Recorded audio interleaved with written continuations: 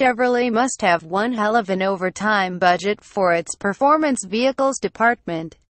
In just the past few years, there have been SSs, Stingrays, one less, Z51s, Z06s, ZR1s, ZL1s, and even V6 models that have consistently rewritten the bang-for-buck equation. To say nothing of fellow General Motors brand Cadillac and its immensely talented V models. Now comes this particular Camaro, one that combines two of those acronyms but wears an invoice price that doesn't seem adequate to cover the sum of its parts. The 2018 Camaro zl1 stretches the performance envelope like a cruise missile wearing a 49-cent stamp. There's the Corvette Z06-derived LT4 supercharged 6.2-liter V8 good for 650 horsepower and 650 pounds-feet of torque. The genuine carbon fiber wing, a first for GM, designed in a Formula One wind tunnel that turns into the equivalent of 300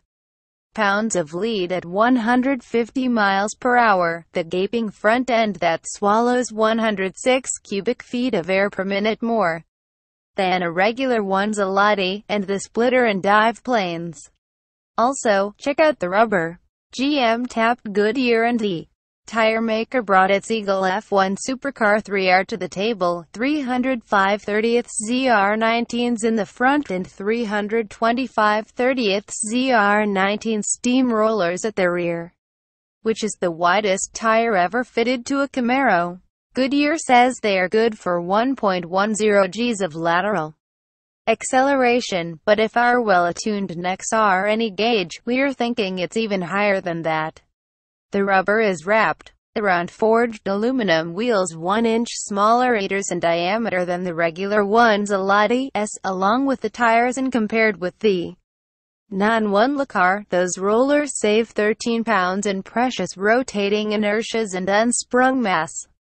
The other half of the chassis performance comes from Canadian supplier Multimatic in the form of aluminum-bodied spool valve dampers.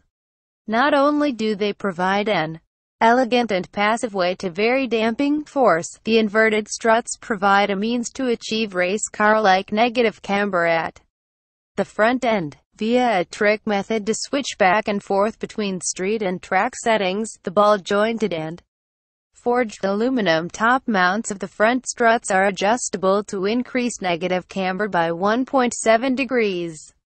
To set the car to track camber, jack one corner, remove an alignment pin in the wheel well and the 3 bolts at the top of the strut tower under the matte black hood. Twist the top mount 180 degrees. It has a dual bolt pattern, reattach, and voila, instant camber.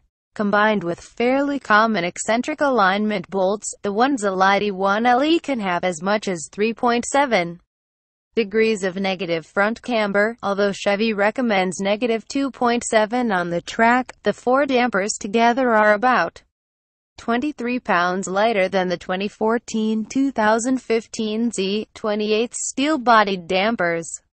The rear subframe and its multi-link suspension are insulated, if you want to call it that, by aluminum pucks, and the rear anti-roll bar is adjustable to 3 positions.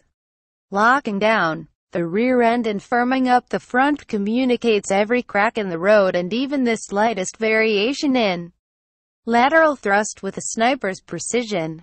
All of this variability was engineered into the car to allow owners to fine-tune their Camaros to their home tracks.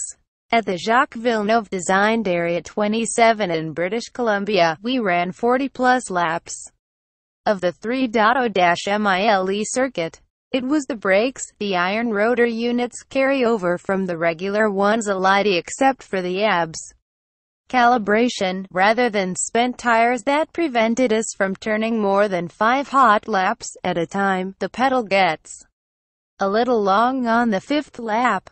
While we'd like to have seen the 1LE adopt the carbon ceramic brakes of